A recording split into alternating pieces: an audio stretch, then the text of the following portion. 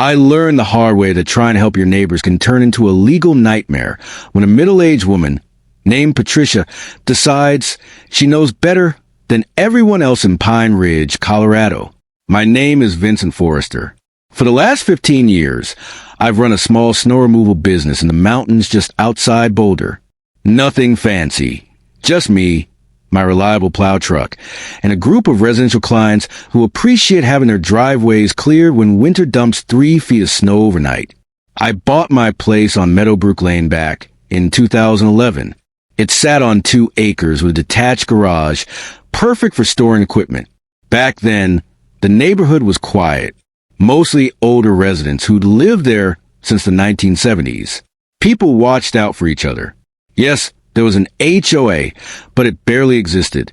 Old Mr. Henderson ran it from his kitchen table, collected minimal yearly dues, and organized the occasional potluck. Nobody cared about fence heights or mailbox colors.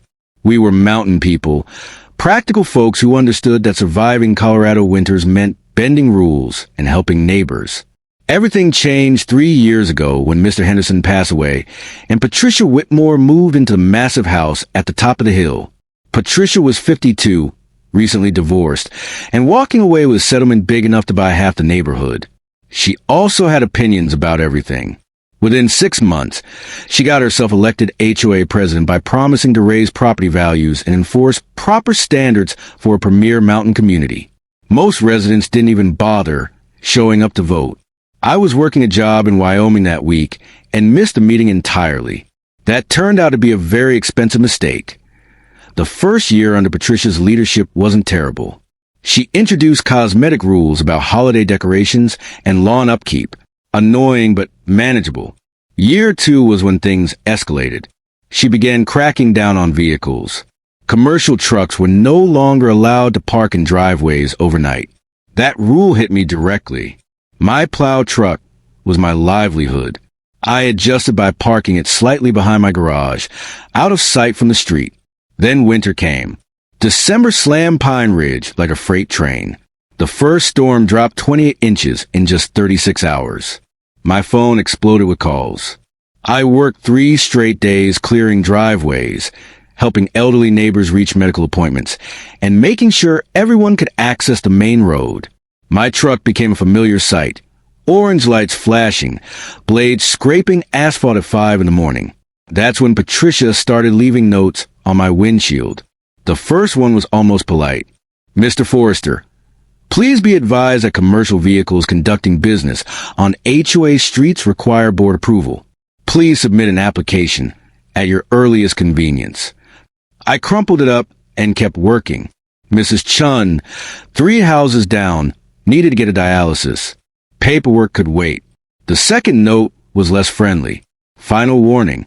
Unauthorized commercial activity will result in fines and legal action. I found it tucked under my wiper after clearing the street so the mail truck could get through. The irony wasn't lost on me. That's when I decided to attend the next HOA meeting. The meeting was held in Patricia's oversized living room, complete with vaulted ceilings and a gas fireplace large enough to roast a pig. About a dozen people showed up, mostly newer residents. The longtime neighbors had stopped attending after Patricia turned meetings into procedural nightmares. When agenda item 7 came up, Patricia read from a printed agenda like we were at the United Nations. Unauthorized commercial vehicle operation on HOA streets, she announced. Mr. Forrester, you've been observed conducting snow removal business without authorization. I stood up, still wearing my work boots and fleece. I'd come straight from a job. Patricia, I live here. These are public streets maintained by the county. I'm not conducting business on HOA property. I'm driving on public roads. She adjusted her reading glasses. These streets are maintained by HOA dues. Your heavy truck causes wear and damage that residents pay to repair. The county plows these roads. I replied calmly. They're public right-of-way. You can't ban me from driving on them. She smiled, and it wasn't pleasant. She cited a clause in the updated CC and RS, approved while I was away, that gave the HOA authority to regulate commercial traffic causing noise, pollution, or infrastructure damage. My truck, she claimed, qualified on all counts. Then she made her offer. A $500 monthly permit fee, plus a $2,000 damage deposit. The room went silent. That's extortion, I said. That's the cost of doing business, she replied. Take it or leave it. If I refused, she warned, I'd be fined $100 per violation and face a lien on my property. I looked around for support. Nobody met my eyes, except old Tom Webster, who'd lived there since 1974. This is ridiculous, he said. Vince helps people. Patricia dismissed him and declared the rules applied equally to everyone. I left without another word, home. I stared at the paperwork on my kitchen table. Fuel costs, maintenance bills, insurance, and legal notices.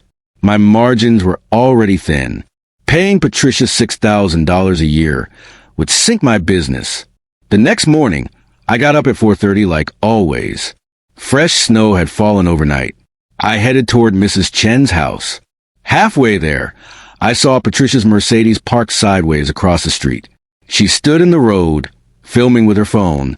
You're blocking the road, I said, and you're violating HOA regulations, she replied. You're being fined. I explained Mrs. Chen had a medical appointment. She can hire another service, Patricia said, or apply for a hardship exemption. We'll review it in March. It's January. Yes, she replied calmly.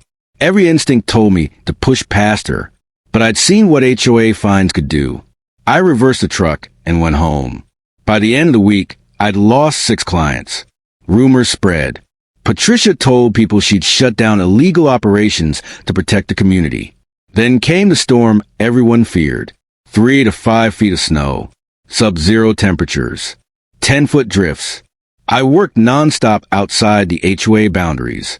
Pine Ridge, meanwhile, was buried.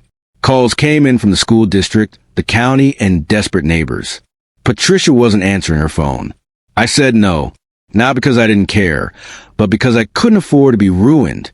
Then Tom Webster called. People were trapped. Medications weren't being delivered. An elderly woman on oxygen couldn't get her tank replaced. I paced my house for an hour, arguing with myself. Finally, I grabbed my keys. Meadowbrook Lane looked like another planet. Snow drifts rolled like waves. I dropped the blade and went to work. It took hours. I cleared main routes first, then side streets. People waved. Some tried to pay me. I refused. When Patricia showed up, filming again, she threatened fines, liens, and arrest. I told her to send the bill. She called the police. The deputy arrived after I'd finished. He explained HOA rules were civil matters. Unofficially, he thanked me. The streets reopened. School buses ran.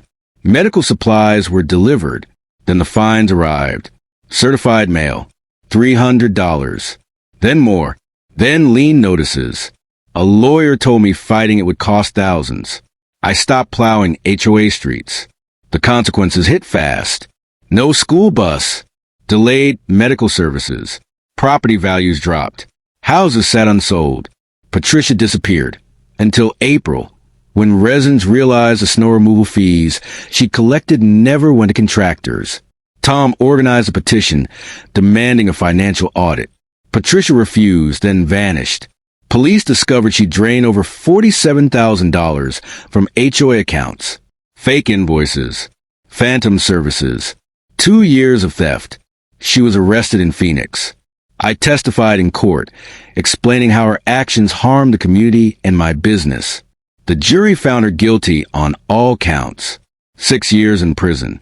Full restitution. Permanent ban from HOA boards. The HOA dissolved. The streets reverted to county control. My clients came back. Mrs. Chen cried, this time happy tears. I spent my $300 restitution share on a snow blower for her. Life normalized. 2 years later, I ran into Patricia at a coffee shop. She looked older, defeated. She apologized. I accepted it for what it was worth. She moved away shortly after. Pine Ridge changed for better. No HOA. No arbitrary rules. Just neighbors helping neighbors. My business grew. I bought another truck. Hired help. I never advertised. Word of mouth was enough. Mrs. Chin passed away peacefully at 92. Her daughter thanked me for giving her independence. That meant more than any money. Looking back, I learned a lot. HOAs can become weapons in the wrong hands. Power attracts the wrong people. Control destroys communities. The best neighborhoods aren't ruled by paperwork. They're built on trust. When snow falls, I plow. When people need help, I show up. No permission required. That's the difference between control and service. Patricia wanted power. I just wanted the roads clear. And that difference changed everything.